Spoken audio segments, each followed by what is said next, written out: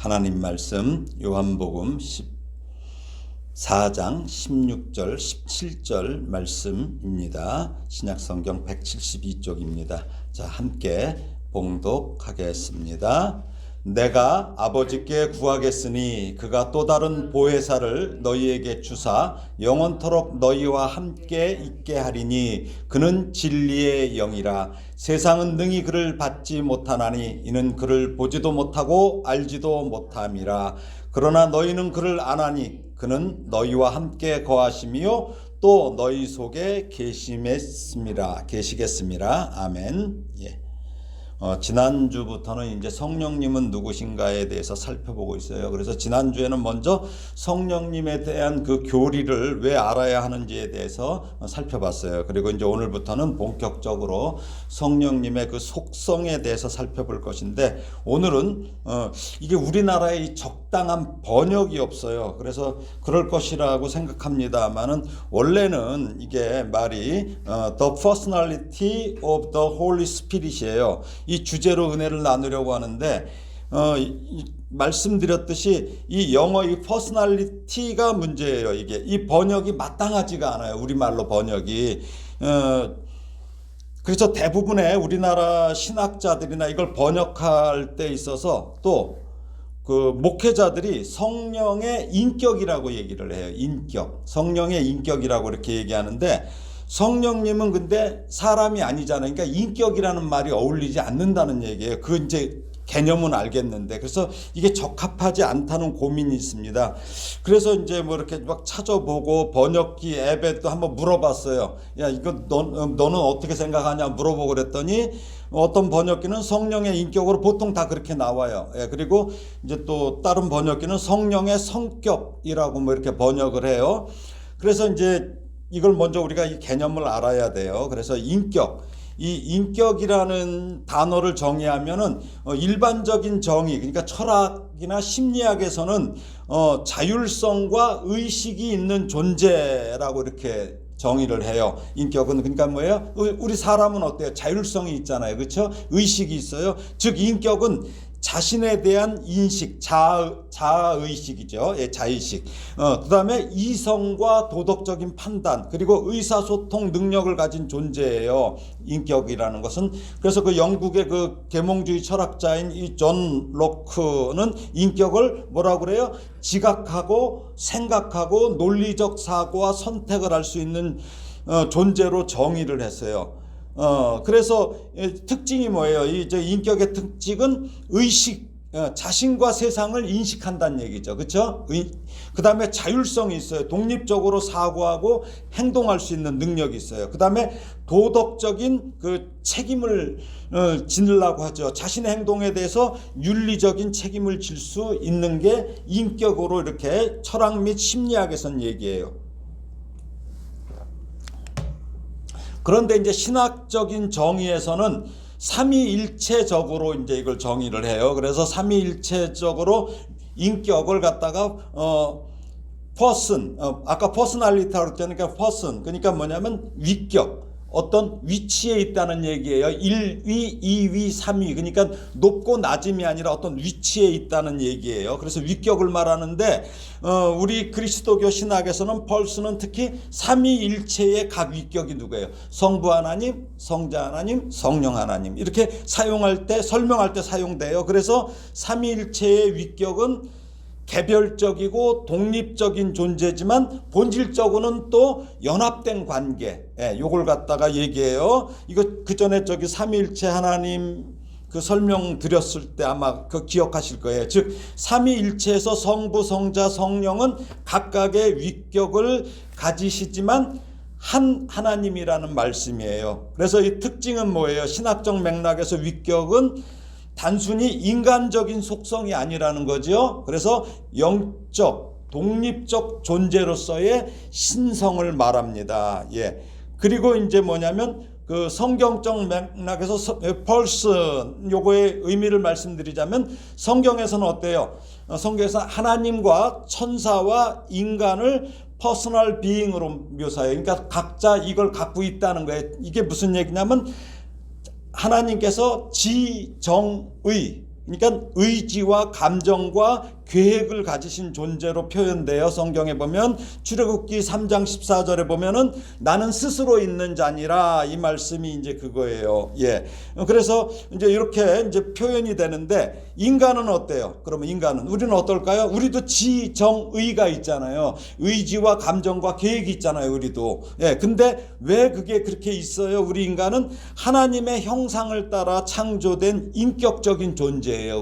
우리는 인격적인 존재예요. 그렇기 때문에 하나님이 가지신 지정의를 하나님께 우리가 받은 거죠. 예. 우리가 받았는데 첫사람인 아담의 불순종으로 인해서 이 지정의, 의지, 감정, 계획이 온전해지지 않게 된 거야. 그래서 어그러진 상태. 예, 어그러진 상태를 가지고 있는 존재예요. 처음에는 그러지 않았는데 죄로 인해서 이렇게 된 거예요. 예. 그래서 저는 여기 저기 뭐냐면 제가 말씀드렸죠. 여기 하나님, 요한복음에 보니까 뭐라고 그래요? 하나님은 4장 24절에 하나님은 영이시니 예배하는 자가 영과 진리로 예배할지니라, 이렇게 돼 있죠. 예, 아까 말씀드렸죠. 예. 출애굽기 3장 14절은 스스로 있는 자. 그다음에 인간은 그런 존재예요. 근데 창세기 1장 27절에 보니까 하나님이 자기 형상, 곧 하나님의 형상대로 사람을 창조하셨어요. 그러니까 창조하셨을 때 이 흙으로 육신을 만든 게 형상이 아니라 하나님의 그 이미지 오브 갓이죠. 예. 그러니까 뭐냐면 그 영이 들어갔다는 거예요. 영이. 근데 그 하나님의 그 영이 어떤 거예요? 지정의가 있다는 거예요. 그래서 근데 남자와 여자를 창조하신 거죠. 예. 그래서 저는 여기 펄슨이란 이 펄슨을 인격이란 말고 이거 어떤 말이 그래도 가장 적합할지 이게 생각하다가 성령님의 본질로 저는 정했는데 또 계속 앞으로 고민할 거예요. 이게 마땅한 번역이 없어요. 지금 이게 인격이라고 하면 참 편한데 하나님한테 인격이라고 하는 게 아무래도 이게 맞지가 않아서 그래요. 그래서 이제부터 성령님의 이제 본질, 이제 퍼스널리티, 이거에 대해서 살펴보려고 그래요. 지난 시간에도 말씀드렸듯이 우리가 성부 하나님에 대해서는 알잖아요. 그래도 하나님 어떻고 많이 알아. 또 성자 예수님에 대해서도 알아요. 그렇죠? 세상 사람들도 알아. 크리스마스는 알아. 오셨다는 거 알고 그래요. 왜 그래요? 그래도 많은 시간을 성경이나 교회에서 하나님이나 예수님에 대해서는 보고 들었어요. 그래서 어느 정도는 우리가 알고 있는 게 사실이에요. 그러나 성령님에 대해서는 제대로 아는 분이 그리 많지 않아요. 지금 교회를 다니는 분들도 그래요. 그래서 이는 많은 성도들이 성령님을 단순히 어떻게 해서 그래요? 그냥 능력, 힘, 파워 이렇게 오해하기 때문이에요. 그래서 가끔 그런 현상을 보신 분도 계실 거예요. 요즘에 유튜브도 나오니까 성령이 임했다고 하면서 막 전기에 감전된 것 같은 행동하는 분 있어. 막 이러고 막 떠는 사람들이 있어요. 예. 떠는 사람들이 있어요. 또 누가 안수를 하면 어떻게 막 쓰러져. 탁 대면 막 쓰러져. 안 보셨어요? 못 보셨어요? 막 쓰러져. 아주 유명한 저하고 대전의 장모 목사도 보니까 막 대면 막 팍팍팍팍 쓰러져. 나 그거 왜 쓰러뜨리는지 모르겠어요. 예. 또 금가루가 막 떨어진다. 그러고 손에 막 묻은 거 막 나와요, 영상. 또 금리빨도 막 됐다고 막 그래요. 그래서 이런 현상을 성령의 임재라고 말하고 또 이런 거 막 그런 데를 쫓아다니는 분들이 있어요. 그래서 제가 말씀드리는 거. 또 심각한 게 또 뭐가 있습니까? 부흥 강사가 뭐라 그래요? 성령 받아라 이러죠. 예, 그 말 하죠. 많이 들어보셨을 거예요, 이거는. 근데 이것은 성령님의 이 본질을, 퍼스널리티를 호도하는 말이에요. 성령님은 제3위격의 하나님이신데 사람이 그 성령님을 물건을 내주는 것처럼 받으라고? 아니잖아요. 그럼 뭐야? 이 성령님은 어떤 존재가 돼요? 목사의 도구밖에 안 되는 거예요. 받으라 하면 가서 받아요? 아니란 얘기죠. 예. 성령님은 사람이 받으라고 해서 받는 분이 아니에요. 좀 이따 이제 성경 구절에 나오겠지만 예수님을 구주로 믿는 우리에게 하나님과 예수님께서 보내신 성령님이 우리 안에 내주하시는 거잖아요. 그렇죠? 예. 그러니까 목사가 보내는 존재가 아니라는 거예요. 그래서 이게 뭐냐면 아까 말씀드렸죠. 어떤 힘이나 능력으로 잘못 생각해서 그렇게 돼. 그래서 성령을 받으면 막 무슨 뭐 큰 일을 막 해내는 거로 생각하고 있어요. 이처럼 성령님은 삼위일체 하나님의 한 위격의 한 분이에요.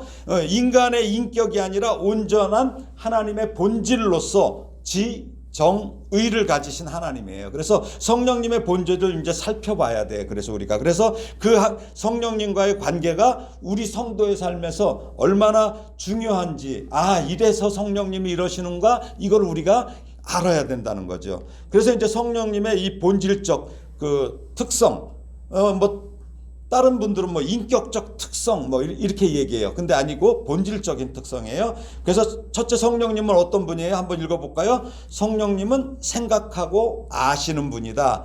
예, 아시는 분. 예, 그래서 고린도전서 2장 11절 10절 11절 한번 읽어볼까요? 시작. 오직 하나님이 성령으로 이것을 우리에게 보이셨으니 성령은 모든 것 곧 하나님의 깊은 것까지도 통달하시느니라. 사람의 일을 사람의 속에 있는 영 외에 누가 알리오? 이와 같이 하나님의 일도 하나님의 영 외에는 아무도 알지 못하느니라. 그러니까 뭐예요? 지정의에서 아는 하나님이란 얘기죠. 우리가 그런 얘기 있죠. 어떤 가수가 그 노래 부르죠. 뭐 내가 왜 이러는지 몰라 그러죠. 자기도 자기를 몰라요. 예. 근데 성령님께서 우리 속에 계시면 우리를 다 아셔요. 어느 정도까지 이 성령님은 하나님의 일도 하나님의 영이 하는 거예요. 예.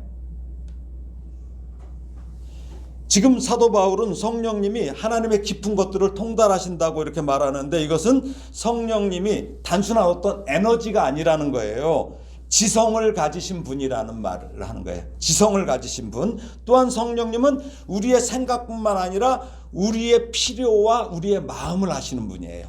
예, 우리의 마음도 아셔요. 자, 로마서 8장 26절입니다. 읽어보겠습니다. 이와 같이 성령도 우리의 연약함을 도우시나니 우리는 마땅히 기도할 바를 알지 못하나 오직 성령이 말할 수 없는 탄식으로 우리를 위하여 친히 간구하시느니라. 예, 이게 좀 참 이 말씀을 가만히 보면 깊어요. 우리가 얼마나 연약한지를 26절에서 바울은 뭐라고 그래요? 얼마나 연약한지 자신이 마땅히 기도할 것도 모르고 기도한다는 얘기예요. 얼마나 연약한지. 그렇죠? 우리가 뭘 기도하는지도 모를 정도로 연약하다는 거예요. 그렇다면 마땅히 기도할 바가 무엇일까요? 마땅히 기도할 바 무엇일까요? 하나님의 뜻대로 기도해야 하는 것을 알지 못한다는 거예요. 우리는. 그럼 누구의 뜻대로 기도해요? 자기 뜻대로 기도하죠. 우리 자기 뜻대로 기도해요. 하나님의 뜻대로 기도하는 게 아니라. 근데 자기 뜻을 구하면 하나님께서 주실 수가 없어요. 주실 수가 없어. 왜? 마치 어린아이가 위험한 거 달라고 하는 것일 수도 있기 때문이고 또 실제로 준다 해도 그것이 별 필요가 없는 것일 수 있기 때문이에요. 예. 저도 한때 많이 그 짓을 했는데 옷장에 옷이 얼마나 많은지 몰라. 내가 필요도 없는 거. 그쵸? 그쵸? 그러니까 우리가 막 이게 그 당시에는 그럴 것 같은데 별 필요 없는 것들이 많아요. 그래서 우리가 하나님의 뜻을 구하면 주실 수 있는데 하나님의 뜻을 구하지 않기 때문에 자기 뜻을 구하기 때문에 이럴 때 성령님께서 어떻게 해요? 말할 수 없는 탄식으로 우리를 위해서 친히 성부 하나님께 간구하신다는 거예요. 그러니까 성령님은 하나님의 온전하신 뜻을 알 수 없어서 우리가 무력해지고 잘못 구하기를 일삼는 우리 성도들을 위해서 하나님의 뜻에 따라서 말할 수 없는 탄식으로 중재하시는 거예요. 그러니까 나는 이렇게 기도하는데 성령님은 속에서 다르게 기도를 해주신다는 거예요. 나를 위해서. 예. 그런데 사도 바울은 성령님이 우리의 연약함을 지금 뭐라고 그래요? 여기 연약함을 어떻게 한다고 그래요? 여기 읽어보세요. 성령도 우리의 연약함을 도우시나니. 예. 그러니까 우리 같으면 어떻게 해요? 연약함을 없애버리는 게 아니라 제거하는 게 아니라 그 연약함을 도우신다는 거예요. 참 이게 귀한 말씀이에요. 예. 우리의 연약함과 무력함으로 하나님의 뜻, 온전하신 그 뜻을 이해하지 못해서 하나님 뜻대로 간구하지 못할 때 성령님은 그 무력한 성도들을 위해서 하나님의 뜻에 맞게 오히려 성령님께서 말할 수 없는 탄식으로 기도해 주셔요. 중재해 주시는 분이에요. 그래서 우리 성도에게는 두 분의 간구자가 있어요. 누굴까요? 첫째는 예수 그리스도. 하늘 보좌 우편에서 우리를 위해서 간구하십니다. 자, 히브리서 7장 25절을 읽어볼까요? 시작. 그러므로 자기를 힘입어 하나님께 나아가는 자들을 온전히 구원하실 수 있으니 이는 그가 항상 살아계셔서 그들을 위하여 간구하십니다. 더 놀라운 건 요한일서 2장 1절이에요. 읽어볼까요? 나의 자녀들아, 내가 이것을 너희에게 쓰면 너희로 죄로 범하지 않게 하려 함이라. 만일 누가 죄를 범하여도 아버지 앞에서 우리에게 대언자가 있으니 곧 의로우신 예수 그리스도시니라. 이 때문에 우리가 사는 거예요. 얼마나 놀라운지 몰라요. 또 한 분은 누구예요? 성령님이시죠. 좀 전에 로마서 8장 26절을 읽었잖아요. 그렇죠? 그것처럼 그분은 어때요? 하나님의 자녀들인 성도들의 마음 가운데 탄식하도록 하심으로 하나님의 뜻대로 간구하도록 이렇게 역사하시는 거예요. 그래서 오늘 설교 본문처럼 미리 예수님께서 말씀하셨죠. 아까 우리 본문 읽었던 거 뭐예요?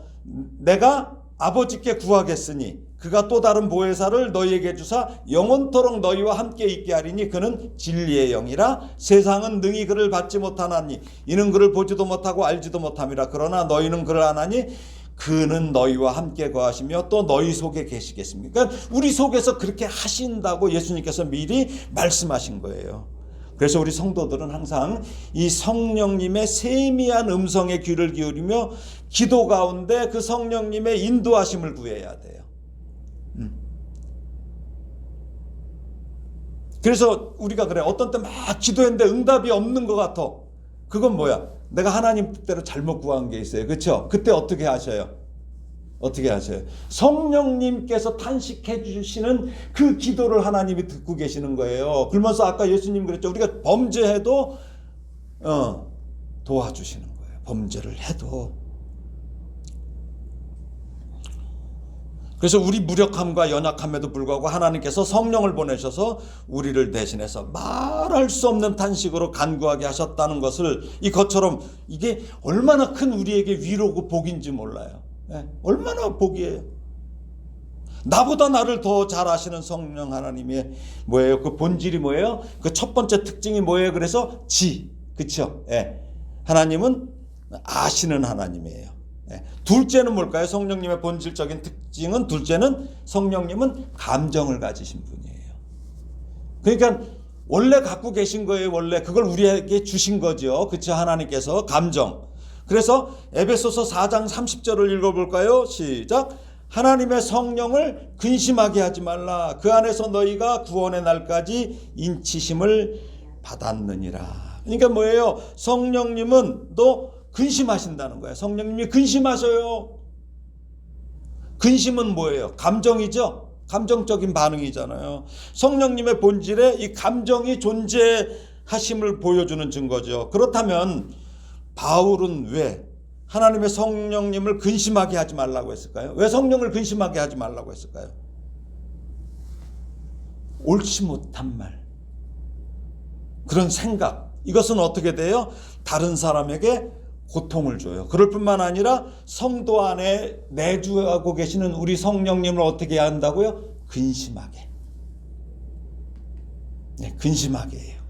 그래서 고린도전서 3장 16절 17절을 보니까 어떻게 해요? 읽어볼까요? 시작. 너희는 너희가 하나님의 성전인 것과 하나님의 성령이 너희 안에 계시는 것을 알지 못하느냐? 누구든지 하나님의 성령을 더럽히면 하나님이 그 사람을 멸하시리라.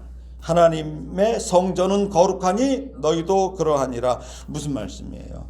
성령을 더럽히면 성령이 얼마나 슬퍼하셔요. 그렇죠? 우리가 잘못된 생각하고 막 그런 말을 하게 되면은.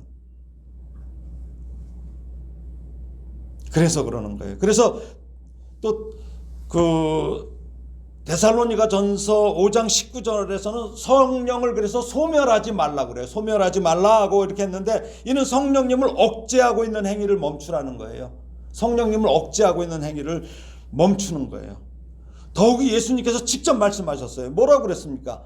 읽어볼까요? 마가복음 3장 29절 시작. 누구든지 성령을 모독하는 자는 영원히 사하심을 얻지 못하고 영원한 죄가 되느니라 하시니. 예, 무섭지요. 무섭지요. 그러니까 성령을 슬퍼하게 하면 안 돼요. 모독하면 안 됩니다. 이처럼 성령님은 우리의 죄와 불순종에 슬퍼하셔요. 그러면 어떤 때 기뻐하실까요?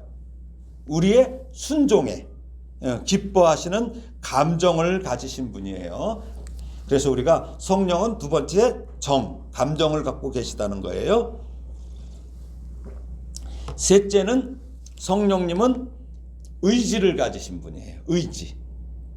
의지를 가지신 분이에요. 그래서 고린도전서 12장 7절에서 11절을 한번 쭉 읽어보겠습니다. 같이. 자, 시작. 각 사람에게 성령을 나타내시면 유익하게 하려 하심이라. 어떤 사람에게는 성령으로 말미암아 지혜의 말씀을, 어떤 사람에게는 같은 성령을 따라 지식의 말씀을, 다른 사람에게는 같은 성령으로 믿음을, 어떤 사람에게는 한 성령으로 병 고치는 은사를, 어떤 사람에게는 능력 행함을, 어떤 사람에게는 예언함을, 어떤 사람에게는 영들 분별함을, 다른 사람에게는 각종 방언 말함을, 어떤 사람에게는 방언들 통역함을 주시나니. 그 다음이 중요해요. 자, 11절 시작.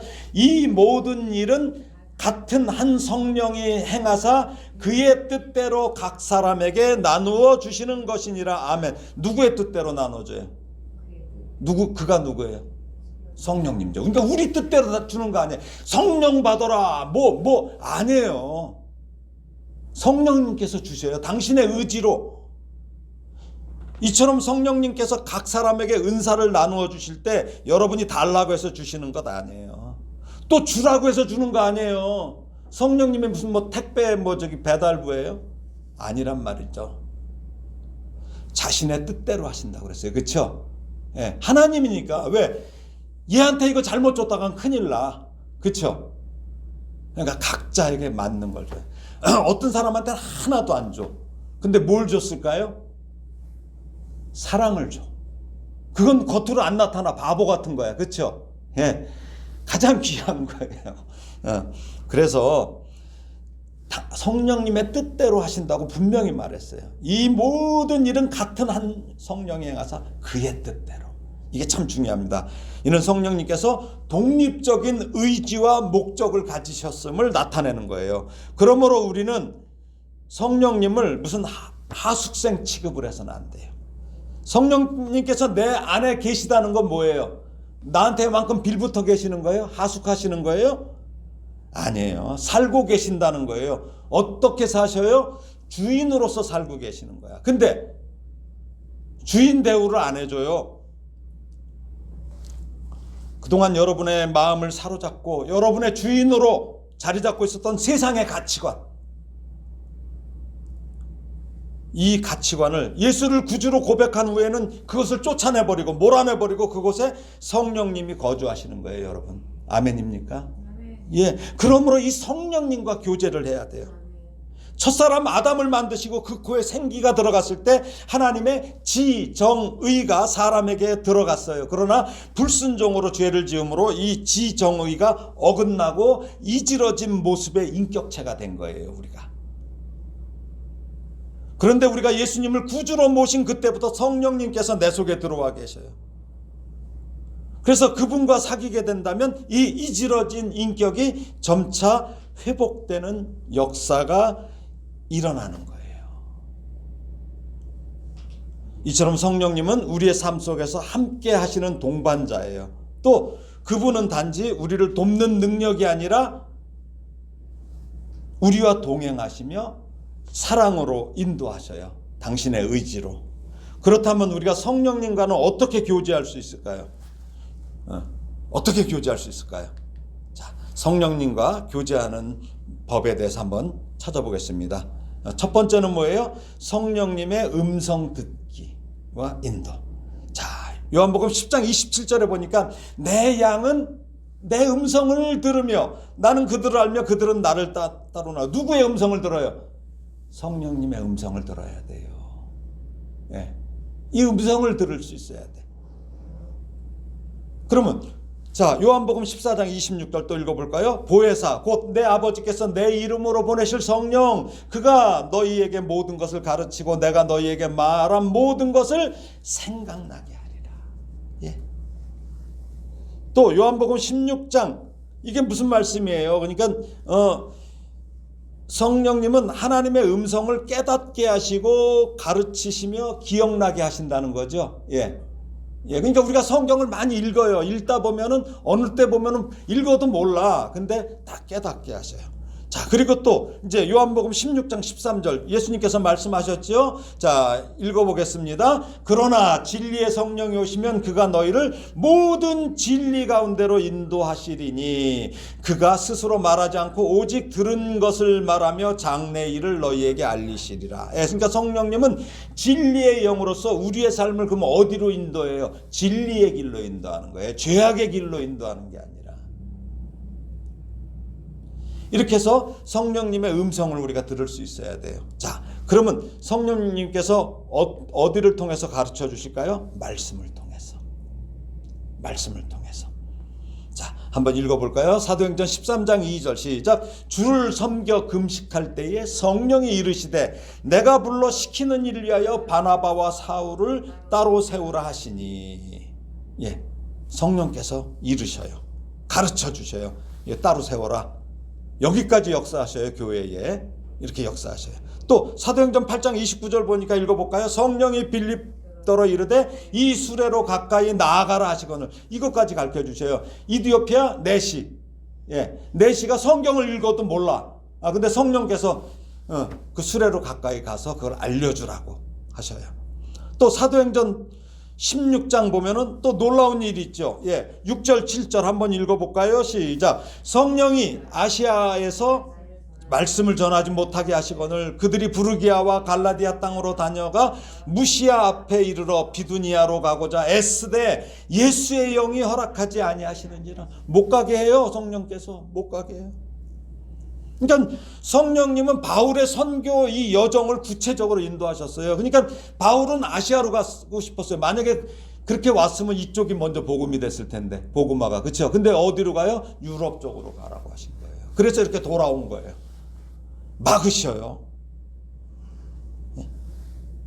그래서 아까 빌립더러 이르시되 이 수레로 가까이 나아가라 할 때는 어때요? 빌립은 이 성령님의 음성을 들었어요. 그러고 나서 즉각적으로 순종했잖아요. 그러니까 이게 예민해져야 돼요. 자, 그 다음에 세 번째가 뭐예요?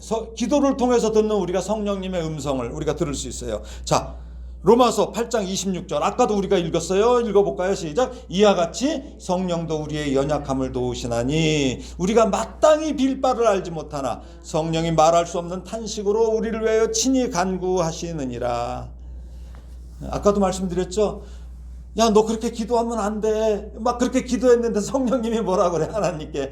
하나님, 얘는 이렇게 해야 돼요 하고 우리가 그렇게 마땅히 빌 바를 알지 못하는 존재예요. 그래서 성령님은 우리의 기도를 도우시며 하나님의 뜻을 이해하도록 이끄시는 분이에요. 그러니 어떠해요? 우리는 어떻게든 뭐 해야 돼요? 기도해야 돼요. 기도의 자리에 가야 돼요. 잘못 구해도 기도의 자리로 가야 돼요. 그래야지 어때요? 성령께서 인도해 주셔요. 자, 계시록 2장 7절에 뭐라고 그래요? 귀 있는 자는 성령이 교회에게 하시는 말씀을 들을지어다. 귀 있는 자가 뭐예요? 들을 귀 있는 자. 들을 귀 있는 자. 성령님의 음성은 모든 교회를 향한 메시지예요. 그래서 듣고 순종하라는. 들어라 하면 무슨 얘기예요? 쉐마. 그 다음에 들은 다음에 가슴에 간직한 다음에 마음에 간직한 다음에 행하라는 거죠. 근데 듣고서 많은 사람들이 많아요. 그렇죠? 예. 부부싸움 제일 많이 하는 이유가 그래요. 남편이 아내가 얘기하면 알았어. 그러면 그냥 그게 끝이야. 그렇죠? 그 다음에 연결이 안 돼. 예, 알았어 했으면 어떻게 해야 돼요? 그 다음에 행해야 된다는 거죠. 자, 그러면 구약에서도 성령님의 음성을 찾아볼 수 있어요. 성령님의 인도하시면 이게 구약에서도 암시되는데 이사야서 30장 21절 보면 뭐라고 그래요? 너희가 오른쪽으로 치우치든지 왼쪽으로 치우치든지 네 뒤에서 말소리가 네 귀에 들려 이르기를 이것이 바른 길이니 너희는 이리로 가라 할 것이며. 성령께서 예민해야 돼요. 민감해야 돼요. 에스겔서는 또 뭐라고 말씀하십니까? 선지자를 통해서 에스겔서 2장 2절 시작. 그가 내게 말씀하실 때 그 영이 내게 임하사 나를 일으켜 내 발로 세우시기로 내가 그 말씀하시는 자의 소리를 들으니. 선지자를 세워서 그 소리를 듣게 하셔요. 자, 그래서 성령님과 교제하는 법에 대해서 말씀드렸죠. 이제 경험하는 법 세 가지를 말씀드리겠습니다. 성령님과 경험하는 법. 말씀을 통해 우리는 성령님을 경험해야 돼요. 성경은 성령님의 음성을 듣는 가장 확실한 통로예요. 왜? 주님께서 말씀하신 것들 쭉 보고 읽다 보면 성령께서 깨우쳐 알게 하시리라 그랬죠. 내가 너희에게 말한 것을 알게 하셔요. 그러니까 말씀 묵상과 기도를 통해서 더 깊이 알아가야 합니다. 둘째는 뭐예요? 성령님께 기도해야 됩니다. 성령님은 우리 안에 계신 하나님이에요. 기도 중에 성령님께 우리의 고민과 기쁨을 나눠야 돼요. 그러니까 막 속상한 것도 기도하세요. 기도하세요. 셋째는 뭐예요? 성령님의 음성에 순종해야 돼요. 삶의 모든 순간에서 성령님은 우리의 선택과 행동을 인도하셔요. 그분의 인도에 민감하게 반응해야 됩니다. 그래서 다시 말씀드립니다. 성령님은 우리를 돕는 단순한 힘이나 도구가 아니에요. 절대. 성령님은 단순히 능력이나 힘으로 오해한 그 대표적인 예를 다음과 같은 상황들을 설명할 수 있습니다. 자, 뭐예요? 오순절 사건에 오해가 있어요. 성경의 사도행전 2장에 보면 성령 강림 사건 이후에 성령님이 임하시자 제자들이 방언을 말하며 막 큰 능력을 보였다는 기록이 때로는 이 성령님이 그냥 그 초자연적인 힘. 그래서 성령은 뭐야? 불로만 있는 줄 알잖아요. 그렇죠? 불 이러잖아요. 잘못 이해하는 원인이 돼요. 사람들은 이 방언이나 그런 기적과 같은 외적인 표현만을 성령님의 어떤 그 본질로 여기는 경우가 있어요. 그러나 성령님은 어때요? 단순히 어떤 그런 초자연적인 현상을 일으키는 힘이 아니라 지정의의 본질적인 존재예요. 그래서 우리와 동행하며 우리를 거룩하게 만드시는 분이에요. 자꾸 우리는 뭘 하면 남을 어떻게 하려고 그래요. 남을 어떻게 하려고 그래요. 우리는 자꾸 그렇게 한단 말이에요. 뭘 능력을 왜 받으려고 그래요. 사실은 남을 어떻게 하려고 그래요. 돈을 왜 많이 벌으려고 그래요. 돈 왜 벌려고 그래요. 그거 갖고 남을 어떻게 해보려고. 자기 밑으로 끌어들이려고. 권력 왜 잡아요. 자기 밑으로 끌어들이려고. 전쟁 왜 해요. 자기 밑으로 끌어들이려고. 다 이러고 있어요. 근데 성령님께서 뭐예요? 우리 속에서 우리를 진리의 길로 인도하시는 겁니다. 그 다음에 두 번째 뭐예요? 기적을 추구하는 신앙들. 일부 신앙 공동체에서는 성령의 역사를 기적이나 치유 이것만 동일시하는 경향이 있어요. 예를 들어서 병고침, 또 물리적인 복을 성령님의 주요한 그 사역으로만 이해하고 있어요. 그렇게 해서 그 성령님과의 이 지정의의 관계나 내적인 성령님이 내 속에 계시면 내가 어떻게 될까요? 내적인 성화가 일어날 거 아니에요. 그렇죠? 내적인 내 변화가 일어나야 돼요. 내 인격이 변해야 돼요. 이걸 간과한다는 얘기죠. 그래서 성령님은 단순히 기적을 주시는 힘이 아니라 우리 삶을 인도하시고 하나님의 뜻에 순종하도록 도우시는 분입니다. 그 다음에 성령님을 기계적으로 접근해요. 무슨 프로그램처럼 사용하려는 태도도 이러한 오해예요. 예를 들어서 성령을 특정한 의식이나 주문을 통제할 수 있다는 식의 믿음. 성령님의 주권과 본질을 무시하는 태도예요. 이거 성령님을 모독하는 행위예요. 성령님을 온전한 지정의의 동반자가 아닌 도구로 여기는 위험을 초래해요. 우리가 하나님을 알자 해서도 그랬잖아요. 하나님 그렇게 하면 안 된다고 그랬잖아요. 단순히 내게 내가 필요한 것을 주시는 분이 그건 세상의 잡신들이에요. 귀신들이에요, 귀신. 하나님은 그렇지 않아요. 그래서 이러한 오해들을 피하기 위해서 성령님을 단순히 능력이나 현상으로 축소하지 않고 인격적이고 관계적인 나와 이렇게 관계예요, 관계. 우리가 부부 관계라고 하잖아요. 이게 뭐예요? 서로의 지정의가 만나야 되는 거예요, 부부가. 그렇죠? 그래야지 정말 좋은 부부가 돼요. 또 가족 관계가 뭐예요? 그런 관계가 되는 거죠. 교회에서도 교우 관계가 뭡니까? 지정의가 만나야 돼요. 그게 우리의 지정의뿐만 아니라 하나님의 지정의.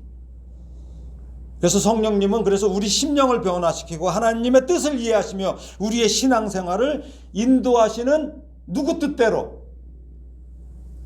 성령님의 뜻대로. 그러니까 주체적인 하나님이세요. 주체적인 하나님. 근데 하나님은 뭐예요?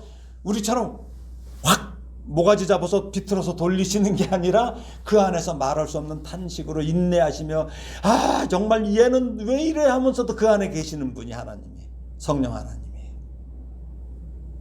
그게 본질적인 속성입니다. 자, 그러면 이번에는 사람의 인격에 대해서 한번 볼게요. 제가 말씀드렸어요. 아까 성령님은 인격이 아니라고. 자, 사람의 인격을 알게 되면은 성령님을 좀 더 잘 알 수 있어요. 자, 지성은 뭐예요? 첫 번째 지성은 인간이 사고하고 이해하며 진리와 지혜를 탐구할 수 있는 능력을 지성이라고 그래요. 이 지성을 왜 주셨을까요? 하나님의 말씀을 이해하고 창조 세계의 질서를 탐구하며 하나님과의 관계 속에서 진리를 깨닫는 데 사용하라고 주신 거예요, 우리에게. 그래서 잠언 1장 7절처럼 여호와를 경외하는 것이 지식의 근본이거든. 우리에게 주신 지성의 근본이 뭐예요? 여호와를 경외하는 거예요. 그러니까 인간의 지성은 하나님을 아는 지식과 계시, 이 말씀을 이해하기 위한 도구로 사용되는 거예요. 이는 성령님의 조명 아래 밝히 비춰주심 아래 하나님의 뜻을 깨닫는 데 중요한 역할을 하는 게 바로 지성이에요. 지성. 그래서 우리에게 주신 거예요. 그게 두 번째가 뭡니까? 감정이에요. 정. 지정의에서 정. 이거는 뭐예요?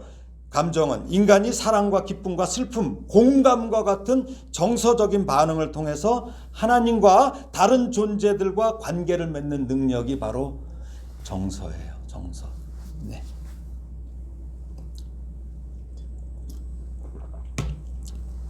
이 정서를 왜 주셨어요? 하나님을 사랑하고 이웃을 사랑하는 데 중요한 역할을 하기 때문이에요. 마태복음 22장 37절에서 뭐라고 그러세요?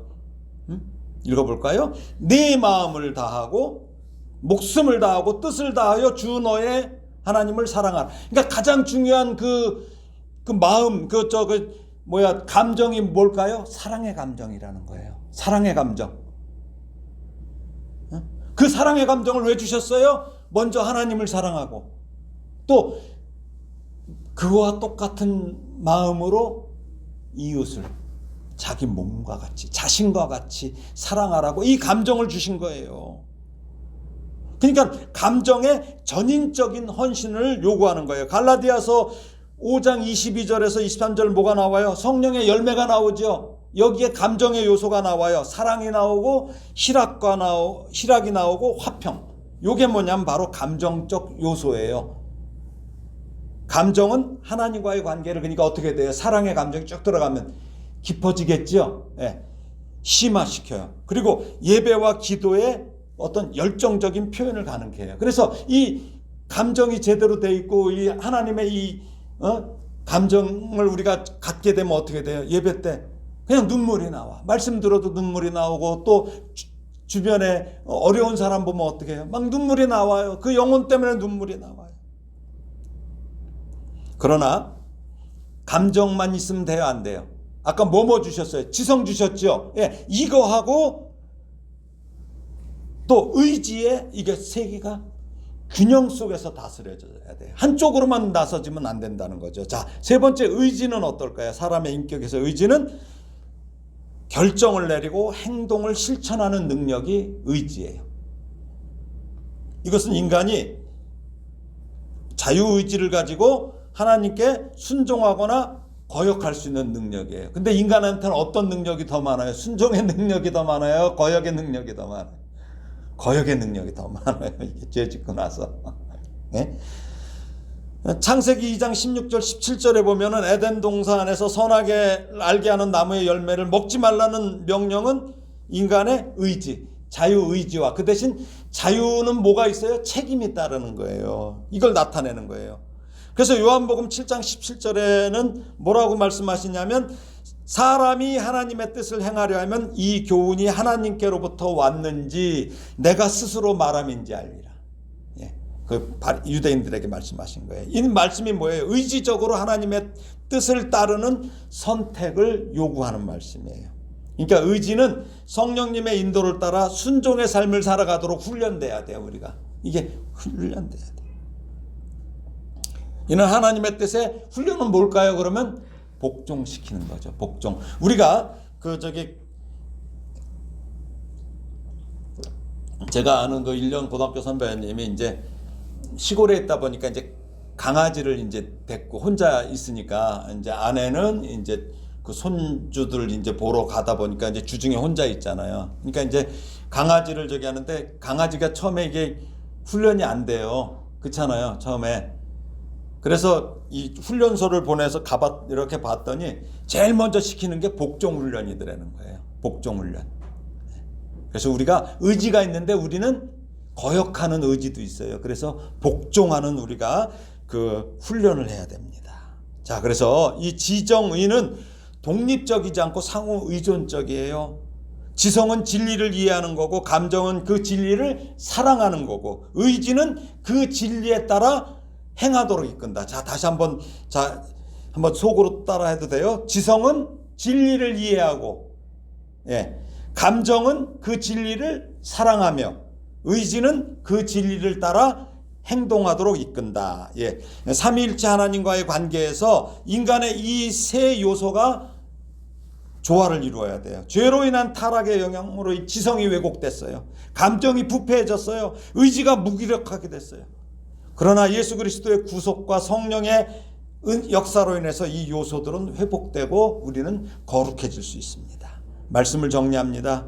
지성, 감정, 의지는 인간이 하나님의 형상을 따라 창조된 본질적인 요소예요. 우리에게. 신앙생활에서 이 세 가지 요소는 하나님과의 이 관계를 형성하고 우리가 성화의 과정을 이루는데 핵심적인 역할을 하는 거예요. 성령님의 조명과 인도 속에서 이 지, 정, 의를 조화롭게 우리가 활용할 때 인간은 하나님의 영광을 위해서 창조된 목적을 온전히 이룰 수 있습니다. 그러므로 이 성령님의 도우심이 없으면 인간은 온전해질 수 없습니다. 그 성령님은 생각하시고 느끼시며 당신의 의지대로 역사하시는 지, 정, 의의 하나님이십니다. 우리는 그분과의 인격적 지정의의 교제를 통해서 더 풍성한 이 신앙생활을 누릴 수 있어요. 이 성령님의 그래서 이 본질, 퍼스널리티 이것을 제대로 깨달을 때 우리는 그분과 더 친밀하게 동행하며 하나님의 뜻에 그 뜻을 더 분명히 알게 될 것입니다. 그래서 처음에 우리에게 불어넣어 주셨던 하나님의 퍼스널리티 오브 더 홀리 스피릿, 이 성령님의 본질인 지정의를 성령 하나님을 모시고 깊이 교제하는 삶을 통해서 올바른 신앙 인격으로 성장하고 성숙된 그리스도인이 되시기를 우리 구주 예수님의 이름으로 축원합니다. 기도하겠습니다. 하나님 아버지 은혜를 감사합니다. 오늘 성령님의 본질을 깨닫게 하시니 감사합니다. 우리가 성령님을 온전한 나의 주인으로 모시게 하시고 그 성령님과 지, 정, 의로 교제하며 성령님의 음성에 귀를 기울이도록 주님 인도하여 주시옵소서. 매일매일 우리의 삶에 성령님께서 주시는 평안과 능력을 날마다 경험하게 하시며 그 평안과 능력을 가족과 동료는 물론 마음이 내키지 않는 이웃에게도 나눌 수 있도록 은혜를 주시옵소서. 예수님의 이름으로 기도합니다. 아멘.